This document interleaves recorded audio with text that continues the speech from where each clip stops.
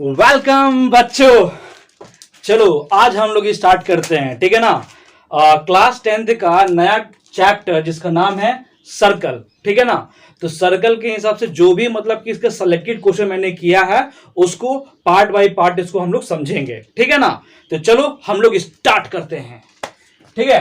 तो सबसे पहले आप इसका कॉन्सेप्ट समझो, है ना। तो क्लास 10th के पर्पस पे कॉन्सेप्ट है, तो कॉन्सेप्ट के तौर पे तुमको ये पता होना चाहिए कि सर्कल होता है, सर्कल में क्या होता है, एक सेंटर होता है ना। सेंटर क्या होता है, that is called a point. Point क्या होता है कि कोई भी मतलब कि ऑब्जेक्ट हो उसे परपेंडिकुलरली ड्रोन किया जाए प्लेन सरफेस पे, उसको पॉइंट बोलते हैं। और ये आपका सेंटर है ना। सेंटर के अनुसार सर्कल है, सर्कल के अनुसार ये तुम्हारा रेडियस है, रेडियस के अनुसार तुम्हें पता है कि एक सर्कुलर पाथ से टच होते हुए सेंटर को पास करते हुए दूसरे सर्कुलर पाथ तक टच करेगा तो वो तुम्हारा डायमीटर बन जाएगा। और ये भी तुमको पता है कि एक सर्कुलर पाथ से दूसरे सर्कुलर पाथ तक टच करेगा तो उसको हम कॉर्ड बोलते हैं, है ना। और ये भी पता है तुमको कि अगर ये टेंजेंट क्या होता है भाई, तो सर्कल का छोटा छोटा पॉइंट मिलाकर मतलब एक सर्कल जो बनता है तो उसी का मतलब कि एक पॉइंट से कोइंसाइड करते हुए बन जाए उसको हम टेंजेंट के नाम से जानते हैं, है ना। अगर बोल दिया जाए सेकेंड, तो सेकेंड क्या होता है कि अगर कोई एक लाइन सेगमेंट जो सर्कल को इंटरसेक्ट करे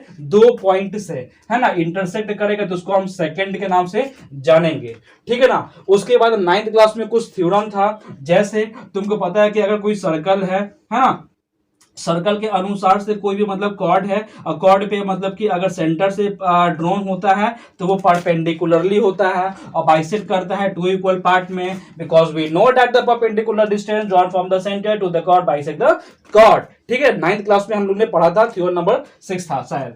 फिर उसके बाद हमने आगे पढ़ा था क्या कि अगर कोई सर्कल है तो सर्कल पे जैसे कि तुम्हें पता है कि अगर कोई एक सेंटर से मतलब आर्क के द्वारा मतलब कि कोइंसाइड कर रहा है ना, या सॉरी ये सेंटर से मतलब जो एंगल सबटेंड करता है वही दोनों सर्कल आर्क से कोई भी सर्कुलर पाथ पे टच करेगा तो इसका ये दुगना हो जाता है, ठीक है ना। ये इसका ये दुगना हो जाता है। ऐसा चीज सब्जेक्ट है। और क्या पढ़ते हैं कि सर्कल ले तो सर्कल में डायमीटर है, तो डायमीटर के अनुसार कहीं पे भी मतलब सर्कुलर पाथ पे टच करेगा तो वो 90 डिग्री बनेगा, जिसको बोलते हैं angle in the semi segment, है ना, सेमी सर्कल, ठीक है। Angle in the semi circle जानते हैं हम। और जो पता है कि सर्कल है तो सर्कल में क्या होता है कि एक लाइन से दो को मतलब कि सर्कुलर पाथ पे जगह टच करेगा जिसको हम बोलेंगे angle in the same segment, है ना। तो ऐसा ऐसा थ्योरम था जो हम लोग ने पढ़ा था, ठीक है ना। तो 10th क्लास के पॉइंट ऑफ व्यू से क्या पढ़ना है, तो 10th क्लास में पहला आपका थ्योरम निकलता है कि आपका एक सर्कल है, ठीक है ना।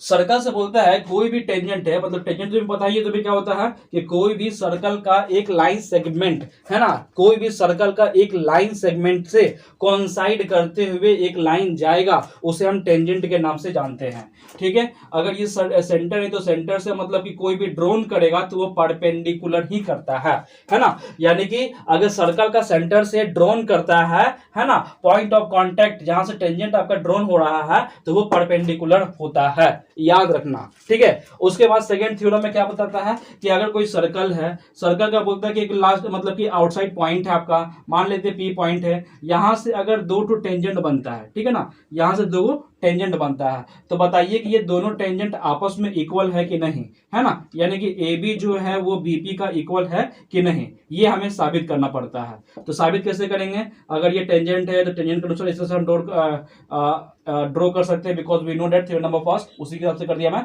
और फिर ये वाली चीज को यहां से ड्रॉ कर दिया मैंने, ठीक है ना। तो हमें ये साबित करना है कि ये दोनों टेंजेंट आपस में इक्वल है कि नहीं। तो हमें तो पता है कि इन ट्रायंगल, क्या ट्रायंगल है भाई, तो यहाँ पे ए ओ पी, तो A O P and triangle B O P.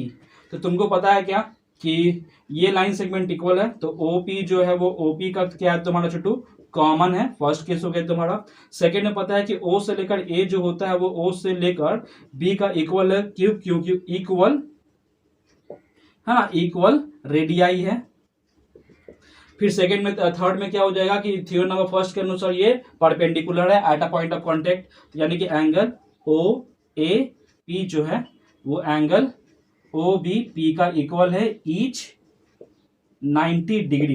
तो इसलिए ट्रायंगल आपको पता है कि ए ओ बी जो है ए ओ पी वो कॉन्ग्रुएंट हो गया ट्रायंगल बी ओ पी का, किसके अनुसार, साइड एंगल साइड, तो side angle side criteria Teriya से। जब ये कॉन्ग्रुएंट हो गया तो आपको पता चलेगा कि इसी ट्रायंगल में ये लाइन था, इसी ट्रायंगल में ये लाइन था, तो ए से लेकर बी जो है ना वो बी से लेकर पी का इक्वल हो गया by C P C T, है ना।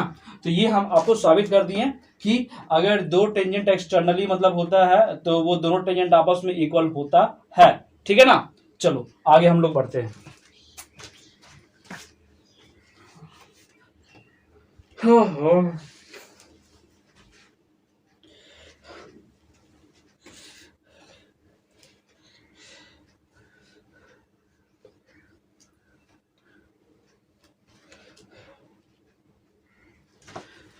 ठीक है, तो चलो मान ली तो ये यहाँ पे चीज समझ में आ गया कि दोनों टेंजेंट आपस में इक्वल है। तो उसके बाद ना कि ये भी होता है कि ये भी दोनों एंगल जो होता है ना वो आपस में इक्वल होता है, ये भी दोनों जो एंगल होता है ना वो आपस में इक्वल होगा, क्योंकि हम दोनों ट्रायंगल को कॉन्ग्रुएंट कर दिए हैं। जब दोनों ट्रायंगल को कॉन्ग्रुएंट कर दिए तो ये वाला एंगल इसके इक्वल एंड ये वाला एंगल इसके इक्वल, यानी कि सेंटर पे जो एंगल सबटेंड कर रहा है वो भी इक्वल है, जो इंक्लाइंड कर रहा है एंगल वो भी आपस में इक्वल है ना। यानी कि हमने यहाँ पे तीन थ्योरम देख लिया। पहला थ्योरम हो गया कि परपेंडिकुलर होता है पॉइंट ऑफ कांटेक्ट, दूसरा थ्योरम देख लिया कि दोनों टेंजेंट आपस में इक्वल हो गया, तीसरा थ्योरम देख लिया कि जो इंक्लाइंड कर रहा है एंगल वो भी आपस में इक्वल है, बाइसेक्ट कर रहा है, और जो सेंटर के अनुसार एंगल सबटेंड कर रहा है वो भी आपका इक्वल हो गया, ठीक है ना। तो इतना चीज हम लोग जान गए। तो अब हम आते हैं क्वेश्चन पे। तो क्वेश्चन नंबर फर्स्ट पे आते हैं। तो फर्स्ट पे क्वेश्चन क्या बताता है कि अगर आपके पास सर्कल है, ठीक है ना, वो सर्कल का एक आपका टेंजेंट दिया हुआ है, यहां से लेकर यहां तक आपको दिया हुआ है दोनों के बीच का सेंटर, और ये लाइन इस तरह से आपका है, ठीक है ना, ये रेडियस है आपके पास। तो इसका नाम दे दो कुछ, इसका नाम जो भी हो। तो बोल दिया इसमें क्या कि जो सेंटर से लेकर जो यहां तक का जो डिस्टेंस है वो आपको दिया हुआ है। तो क्या दिया हुआ है, 10 सेंटीमीटर आपको दिया हुआ मान लो, है ना। ये जो तुम्हारा वो 8 सेंटीमीटर आपको दिया हुआ है। तो बोलता है कि रेडियस निकालो, यानी कि फाइंड करना तुमको क्या, रेडियस। तो तुमको पता है according to the Pythagoras theorem, तो लिखते हैं बाय, इन ट्रायंगल पर लिखते हैं कि इन ट्रायंगल, इसका नाम कुछ दे दो, ओ है, ए है, पी है ना। तो ओ ए ओ पी में, तो बाय पाइथागोरस थ्योरम तो क्या होता है छोटू, H square is equal to P का स्क्वायर और बी का स्क्वायर होता है। तो एच स्क्वायर आपको दिया हुआ था 10, तो 10 का स्क्वायर कर देना, और यहाँ पे पी है तो पी कितना दिया हुआ, परपेंडिकुलर आपको दिया हुआ 8, तो 8 का स्क्वायर हो गया। बी क्या है आपको, आर है, तो आर का स्क्वायर। ये साफ पता चला ना, बिकॉज ये तुम्हें पता है कि यहाँ से लेकर यहाँ तक जो है ये टेंजेंट पे पॉइंट ऑफ कांटेक्ट कर रहा है, तो 90 डिग्री कर रहा है, और जहाँ पे 90 करेगा तो उसके सामने वाला क्या हो जाएगा, हाइपोटेनस हो जाएगा। इसी पर्पज से मैंने ये अप्लाई किया, ठीक है।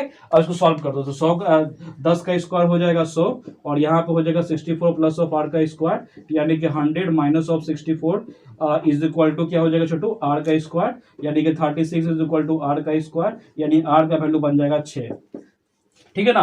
तो रेडियस कितने का लिया, 6, ठीक है ना। अगर ये क्वेश्चन समझ में आ गया होगा तो इसी से रिलेटेड कुछ क्वेश्चन दे रहा हूं मैं, उसको अभी बताइएगा, ठीक है ना।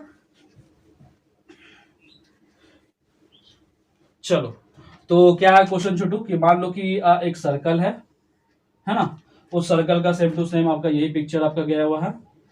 तो हम इस तरह से पिक्चर ही बना दिए, यहाँ से आपका जो है वो ऐसे क्लिक कर गया, ठीक है ना। तो यहाँ पे इसका नाम देते हैं, ए है, ओ है, पी है, मान लेते हैं नाम है। तो इसमें क्या बताया गया है कि इसका दूरी दिया हुआ 29 सेंटीमीटर, इसका दिया हुआ 20 सेंटीमीटर। तो बताइए कि इसका वैल्यू क्या निकलेगा, है ना। तो इसमें बोल दिए हम फाइंड एपी, तो एपी का वैल्यू निकालो, same according to the Pythagoras theorem लगा ना। और यहाँ पे क्या दिया हुआ, हाइपोटेनस दिया हुआ है, और क्या दिया हुआ है, बेस दिया हुआ है, तो परपेंडिकुलर निकाल देना, ये निकालना है, ठीक है ना। चलो इसी पे सेम टू सेम एक और क्वेश्चन देता हूं मैं कि अगर ये सर्कल है, सर्कल पे ये सेम टू सेम आपका पिक्चर बनेगा, है ना। तो ठीक है, इस तरह से है। तो यहाँ पे आपको बता दिया गया है कि अगर 24 सेंटीमीटर आपको दिया हुआ रहेगा परपेंडिकुलर, और यहाँ पे दोनों outside the point and the inside the centre, है ना, दोनों के बीच का दूरी दिया हुआ है ना, कितना दिया हुआ छोटो, 25 दिया हुआ है, 25 सेंटीमीटर दिया हुआ है। तो बोलता है रेडियस निकालो, तो निकालोगे रेडियस, है ना। इसका नाम देते हैं, ए है, ओ है, बी अगर है तो ओ से लेकर ए का वैल्यू आप निकालो, ठीक है ना। ये क्वेश्चन रहा। तो दूसरा क्वेश्चन क्या बोलता है, तो सेकेंड क्वेश्चन में है आपके पास कि कॉन्सेंट्रिक सर्कल है, यानी कि एक सर्कल है और सर्कल के अंदर क्या है छोटू, एक और सर्कल है। तो बोलता है क्या कि इसमें दो रेडियस है। तो छोटा वाला रेडियस आपको दिया हुआ है कि 2.5 सेंटीमीटर है, और बड़ा वाला रेडियस भी आपको दिया हुआ है 6.5 सेंटीमीटर है। तो बोलता है इसमें क्या कि ए से लेकर बी इसको निकालो, मतलब यहां से लेकर यहां से एक लेंथ गया हुआ जिसका नाम है ए बी, है ना। और ये छोटा वाला रेडियस और बड़ा वाला रेडियस आपको दिया हुआ है ना। 2.5 दिया हुआ है और 6.5 दिया हुआ है। तो फाइंड ए बी, तो इसका नाम दे देना ओ, इसका नाम दे देना डी नाम दे देते हैं। तो also we know that the perpendicular distance drawn from the centre to the chord bisect the chord, so it is, हम आते हैं लार्ज सर्कल के अनुसार। तो लिखेंगे in triangle A O D, तो ए ओ डी में आएंगे तो बाय पाइथागोरस थ्योरम क्या होता है, H square is equal to P का स्क्वायर प्लस बी का स्क्वायर होता है छोटू।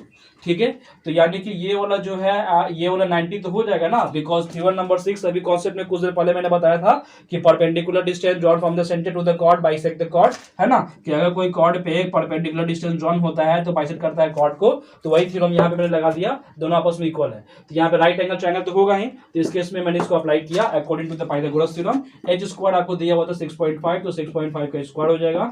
पी परपेंडिकुलर ओडी था, तो ओडी का वैल्यू आपको दिया हुआ था 2.5, तो 2.5 का स्क्वायर हो गया। Base that is called AD, AD का वैल्यू आपको पता नहीं है वो निकालना है।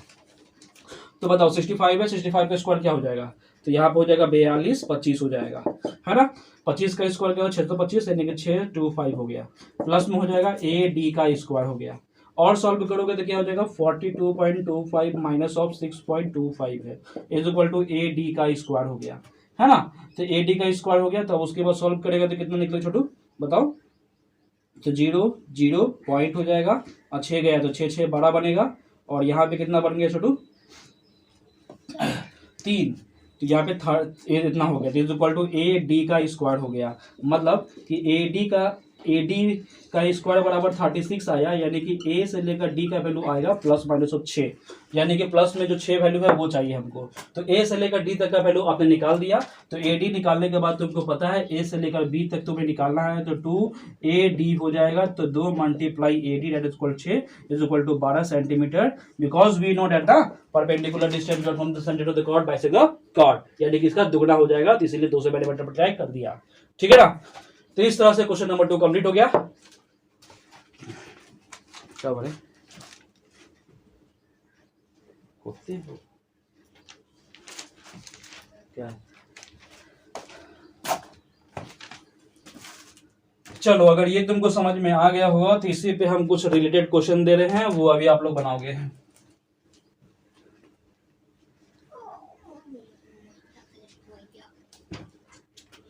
चलो, तो ये वाला क्वेश्चन तो कंप्लीट हो गया, इसी से रिलेटेड मैं क्वेश्चन दे रहा हूँ, वो अभी आप लोग बनाओगे। ठीक है ना। क्वेश्चन आपके पास ये है कि अगर कोई सर्कल है, सर्कल के अंदर एक और एक सर्कल है जो is called a concentric circle.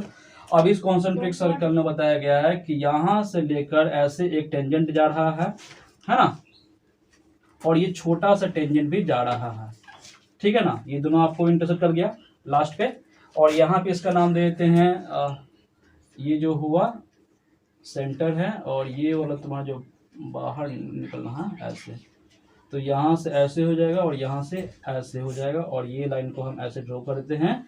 और साथ में तुमको पता है कि ये ए है, पी है और ये बी है। ठीक है, 8 सेंटीमीटर है, 5 सेंटीमीटर है। ठीक है, तो इसमें आपको निकालना है, और ये आपका 15 सेंटीमीटर है ना। तो बोलता है कि बी से लेकर पी का वैल्यू आप निकालो। ठीक है, तो according to the Pythagoras theorem ये दोनों के हिसाब से ये निकाल देना, ये निकल जाएगा, तो ये दोनों के हिसाब से ये निकाल देना, अकॉर्डिंग टू पाइथागोरस थ्योरम से ही निकलेगा। ठीक है ना। तो ये बना लेना, नहीं आता तो लोग बताई देते तुम लोगों को कि ए ना ट्रायंगल लिख देना, पहले इसका नाम ओ है तो ए ओ पी में लेना, तो ए ओ पी अगर आप जाओगे तो बाय पाइथागोरस थ्योरम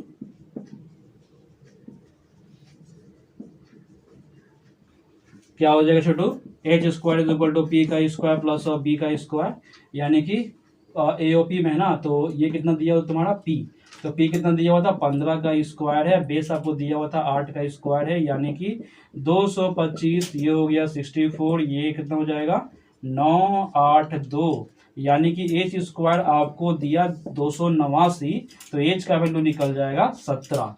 तो ये आपका 17 निकल गया। फिर से क्या करना, आप पुट कर देना, इसको रफ कर देते हैं, है ना। तो यहाँ पे क्या करोगे आप कि इन ट्रायंगल बी ओ पी में आना, तो इन ट्रायंगल बी ओ पी में आएगा तो पता है H square is equal to P का स्क्वायर प्लस ऑफ बी का square according to the Pythagoras theorem लिख देना। तो यहाँ पे आपको क्या दिया हुआ है, ये 90 दिया हुआ है, तो ये हो जाएगा परपेंडिकुलर, ये हो जाएगा बेस और ये हो जाएगा हाइपोटेनस। तो हाइपोटेनस दिया हुआ 17 का स्क्वायर, परपेंडिकुलर आपको नहीं दिया हुआ है और बेस आपको दिया हुआ है 5 का स्क्वायर, यानी कि 289 इज इक्वल टू पी का स्क्वायर प्लस हो जाएगा 25। तो और सॉल्व करोगे छोटू तो 289 रखना minus of 25 is equal to P का स्क्वायर, तो घटेगा तो 4 आएगा, फिर यहाँ पे 6 आ गया, फिर यहाँ पे 2 आ गया, पी का स्क्वायर, मतलब कि पी का वैल्यू आपका निकला, तो पी का स्क्वायर इज इक्वल टू 264 आया ना, तो पी का वैल्यू निकल जाएगा √260, पी का जो वैल्यू निकल जाएगा 16.25 निकलेगा अप्रॉक्स। ठीक है, तो इस तरह से ये क्वेश्चन तुमको समझ में आ गया होगा। आगे हम लोग बढ़ते हैं, ठीक है। तो आगे बढ़ने से पहले हम इस पे एक और क्वेश्चन देना चाहेंगे जो आप लोग बनाओगे अभी।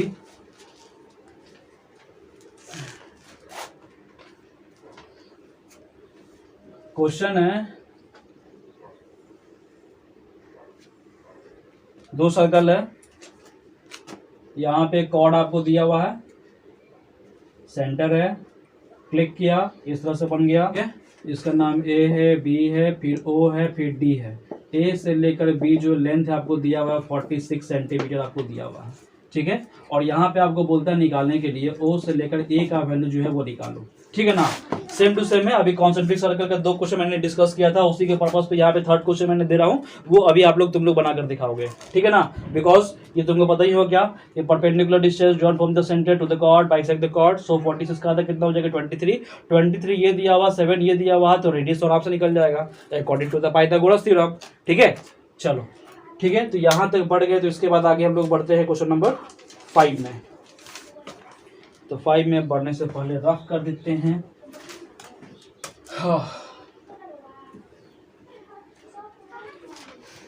ठीक है, तो यहाँ पे देखो, यहाँ पे एक पिक्चर है, पिक्चर नंबर ये क्वेश्चन है, क्वेश्चन नंबर 5 है आपके पास। तो 5 में क्या बताया गया है कि यहाँ पे एक सर्कल है, सर्कल के अनुसार ये आपको डायमीटर है, डायमीटर के अनुसार ये जो आर्क बना रहा है, इस आर्क के द्वारा ये 58 आपको डिग्री दिया हुआ है। तो बोलता है ATQ, तो ATQ इसका वैल्यू आप निकाल कर दिखाओ, ठीक है ना। तो इसको कैसे निकालोगे, तो देखो छोटो, तुमको तो अभी मैंने स्टार्टिंग में बताया था 9th क्लास में कुछ थ्योरम कि अगर सर्कल है तो सर्कल के अनुसार कोई भी आर्क बनता है सेंटर पे तो वो दुगना हो जाता है, यही दोनों सर्कुलर पाथ पे आर्क बनाता है, इसी के अनुसार तब, है ना। तो angle subtended to the centre is double to the angle subtended to the any circular path, so it is double. तो इसके अनुसार देखो ना, ये जब डबल है तो इसका ये आधा ना हो जाएगा, तो तुमको तो पता ही है, इसलिए एंगल ABQ लिख देना, है ना। तो ABQ लिखेंगे तो यह हाफ ऑफ क्या हो जाएगा, एंगल AOQ हो जाएगा, है ना। Because angle subtended to the centre is double to the angle subtended to the any circular path, so 1/2 into 58 हो जाएगा, तो ये हो जाएगा 29। यहाँ पे थ्योरम लिख देना तुम, ठीक है ना, थ्योरम लिख देना वो वाला जो भी बोला, angle subtended to the centre is double to the any circular path, ठीक है ना। तो इसके अनुसार तुम सॉल्व कर देगा, तो ये निकल गया। तो उसके बाद तुम क्या करेगा, लिखना इन ट्रायंगल, ट्रायंगल कौन सा है ABT, तो ABT में आना। तो तुमको पता है वी नो डैट, है ना, क्या पता है छोटू कि एंगल, इसका नाम ABT लिख देना, पहले ABT लिख दिया मैंने, फिर लिख देगा ATB लिख दिया मैं, और एक BAT, तो BAT, ये तीनों का सम तो 180 होगा ना, क्योंकि the sum of the angle of a triangle is, है ना, 180। तो इसके केस में तुम्हें देखो ABT, तो ABT कहाँ पे है, तो देखो ABT टी मतलब ए बी क्यू के इक्वल है। ये कितना दिया था 29, तो 29 यहाँ पे लिख दिया मैंने। ए टी बी, तो ए टी बी को हम ए टी क्यू लिख सकते हैं, और यहाँ पे देखो बी ए टी, तो बी ए टी, तो ये तो जनरल बात है कि पॉइंट ऑफ कांटेक्ट है सेंटर के अनुसार, तो 90 डिग्री बनेगा, तो 90 कर देना इज इक्वल टू 180 हो गया। सॉल्व कर दोगे तो एंगल ए टी क्यू निकल जाएगा, तो 180 हो गया, और ये सॉल्व कर देना, माइनस में हो जाएगा क्या 90, प्लस में हो जाएगा 29, तो सॉल्व करेगा तो 180 हो गया, माइनस में है दोनों को सॉल्व करेगा तो 9 और 9 तो 11 इतना आया, यानी कि इसको सॉल्व करोगे तो कितना आएगा छोटू बोलो, तो 9 में से 10 में से 9 गया तो 1 बचेगा, फिर यहाँ बचेगा 7, 7 में से 1 जाएगा तो 6 आएगा, एक कैंसर, तो इतना आ गया आपका आंसर। ठीक है ना, तो इस तरह से आपका ए टी क्यू का वैल्यू निकल गया 61। ठीक है, चलो आगे हम लोग बढ़ते हैं।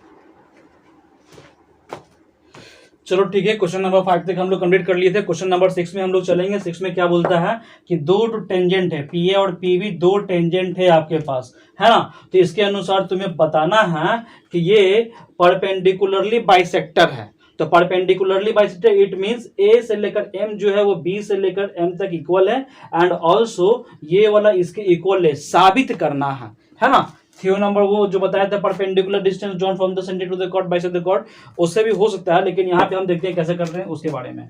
उसके लिए भी वही इस्तेमाल करना पड़ता है जो दो ट्रायंगल है, दोनों ट्रायंगल के अनुसार कॉन्ग्रुएंट करने के लिए जो यहाँ पे क्वेश्चन दिया था कि वो आउटसाइड द पॉइंट है, वहां से दो टेंजेंट बन रहा है, उसके अनुसार आपको बताना है। ठीक है ना, तो यहाँ पे लिखेंगे प्रूफ, तो PROOF प्रूफ में लिखना कि इन ट्रायंगल AMP और ट्रायंगल BMP, ठीक है, दोनों ट्रायंगल में क्या है छोटू, तो A से लेकर P, तो A से लेकर जो P है ना वो B से लेकर P तक इक्वल है ना, क्योंकि इक्वल टेंजेंट है। बिकॉज थ्योरम नंबर 3 हम लोग अभी भी देखे थे क्लास 10th वाला, है ना, कि आउटसाइड से दो टेंजेंट होता है, दोनों टेंजेंट आपस में इक्वल होता है ना। फ्रॉम थ्योरम लिख देना। ठीक है, उसके बाद और क्या दिया हुआ है कि MP जो है ना, M से लेकर P जो है वो M से लेकर P तक कॉमन निकाल देना। कॉमन निकल गया, दो बात। ठीक है, तीसरा बात ऑलरेडी थ्योरम नंबर 3 में हमने ये देखा था कि ये जो इंक्लाइंड होता है दोनों एंगल, वो भी दोनों आपस में इक्वल होता है थ्योरम के अनुसार, जो मैंने अभी स्टार्ट में डिस्कस किया था, अगर ध्यान होगा तो यानी कि APM एंगल, यही करो ना तुम, ये भी ये नहीं वही कर लेना, APM जो है ना वो एंगल BPM, तो BPM का इक्वल हो जाएगा, है ना। ये भी थ्योरम से है, तो फ्रॉम थ्योरम, इसलिए ट्रायंगल AMP जो है ना वो कॉन्ग्रुएंट हो जाएगा ट्रायंगल BMP का, किसके अनुसार, साइड एंगल साइड क्राइटेरिया। जब ये कॉन्ग्रुएंट हो गया ना तो आपको पता चल गया A से लेकर M जो है वो B से लेकर M तक इक्वल है, तो AM जो है वो BM का इक्वल हो गया बाय CP/CT, है ना। एंड ऑल्सो क्या छोटू, तो यहां पे लिख दो मैं, एंड ऑल्सो जब ये दोनों ट्रायंगल आपस में कॉन्ग्रुएंट है तो AMP जो है, एंगल AMP जो है वो BMP का, तो BMP का इक्वल हो जाएगा by CP/CT, corresponding part of the congruent triangle. तो इसके अनुसार तो हमने ये वाला साबित कर दिया, है ना। तो हमें ये भी तो साबित करना ना कि ये वाला 90 डिग्री पे है, यानी परपेंडिकुलर है, तो ये दोनों तो मैंने आपस में इक्वल कर दिया। और ऑलरेडी तुमको पता है क्या, वी नो, क्या जानते हो छोटू, स्ट्रेट लाइन के बारे में, स्ट्रेट लाइन, है ना। तो यहां पर लिखना एंगल स्ट्रेट लाइन कौन सा, AMB में, मतलब AMP प्लस BMP बराबर 180 होता है स्ट्रेट लाइन में। ये दोनों आपस में इक्वल था ना, तो यहां पर लिख देंगे एंगल AMP प्लस, ये भी तो इक्वल है ना इसका, तो हम इसको भी लिखते हैं AMP, है ना, AMP BMP दोनों आपस में इक्वल, दोनों को हम इस तरह से लिखते हैं इज इक्वल टू 180, मतलब दोनों सेम हो गया तो 2 angle AMP is equal to 180, तो ये कैंसिल करोगे तो एंगल AMP जो है वो 90 निकल गया। मतलब हमने साबित कर दिया, हिंस हमने साबित कर दिया कि MP जो है वो परपेंडिकुलर है AB का, और साथ में ये बाइसेक्टर है दोनों AM is equal to BM का भी। ठीक है ना, तो ये आपका क्वेश्चन सॉल्व हो गया। समझ में आया? ठीक है, आगे हम लोग बढ़ते हैं नया क्वेश्चन की तरफ, क्वेश्चन नंबर 7। ठीक है, यहां पे क्वेश्चन नंबर 6 हमने कंप्लीट किया था, क्वेश्चन नंबर 7 में बढ़ते हैं। ठीक है ना, तो क्वेश्चन नंबर 7 में क्या पिक्चर बोलता है, पिक्चर के अनुसार क्या साबित करना वो देखेंगे। तो इसमें बोलता है क्या कि ये आपका एक सर्कल है, सर्कल के अनुसार एक्सटीरियर पॉइंट से दो टेंजेंट आपको ड्रॉ किया गया है ना, और जहां पे ड्रॉ किया गया है तो वो A से लेकर B तक का जो पॉइंट वो मिलाया गया है, और सेंटर से मतलब वो A तक मिलाया गया है। ठीक है ना, तो मीन्स आपको OAB जो है ना वो दुगना है, दो गुना है किसके, APB, तो APB से, यानी कि ये वाला एंगल असल में 2 गुना है इससे। ठीक है ना, अब साबित करते हैं हम लोग। तो सबसे पहली बात तुमको पता है कि दोनों टेंजेंट आपस में इक्वल है, तो सॉल्व कर देना। सॉल्व क्या करोगे कि इन ट्रायंगल APB, अच्छा इसको छोड़ो अभी ये लिखो तुम। सॉल्व के बाद लिखना A से लेकर P जो होता है वो B से लेकर P तक इक्वल है। क्यों?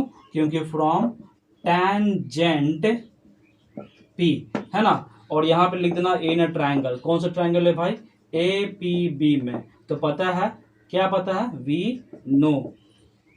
क्या पता है भाई कि एंगल, इसका नाम दे देना, क्या दोगे नाम? इसका नाम देते हैं x, तो ये भी तुम्हारा x हो जाएगा, और ये P है तो यहाँ पे लिख देना एंगल P प्लस ये वाला हो जाएगा x, और ये भी तुम्हारा हो जाएगा x, और तीनों का सम तो 180 होता है ना, because we know that the sum of angles of triangles is 180। तो इसलिए यहाँ पे कितना हो गया? एंगल P प्लस यहाँ पे हो गया 2x इज इक्वल टू 180 हो गया। ठीक है ना, तो अब क्या करोगे, एंगल P को यहीं पे छोड़ देना और इसको उठा के इधर ले आना। ठीक है, तो इसको उठा के इधर ले आओगे तो क्या मिलेगा? 1 मिनट, आप क्या करना कि यहाँ पे 2x छोड़ देना, इज इक्वल टू क्या हो जाएगा? 180 माइनस एंगल P। तो यहाँ पे x छोड़ोगे तो क्या मिलेगा? तो 1/2 हो जाएगा, ब्रैकेट में 180 माइनस एंगल P, मतलब ये इससे मल्टीप्लाई करोगे तो 90 आ गया, और इसको इससे करोगे तो हाफ ऑफ एंगल P हो गया। Equation number first.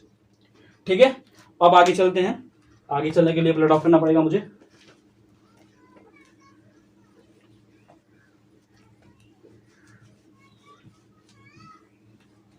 ठीक है, तो उसके बाद क्या करना, ऑल्सो वी नो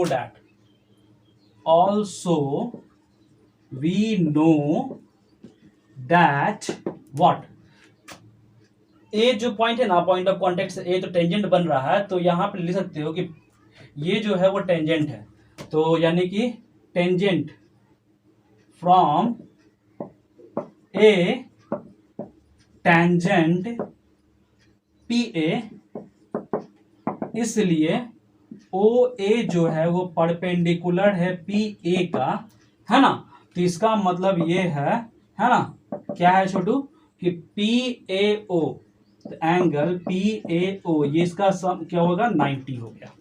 ठीक है, अब PAO को क्या लिखते हैं? PAB, इसको लिख देना, है ना, तो इसमें लिख देना एंगल PAB प्लस एंगल, तो PAB के बाद हो जाएगा क्या?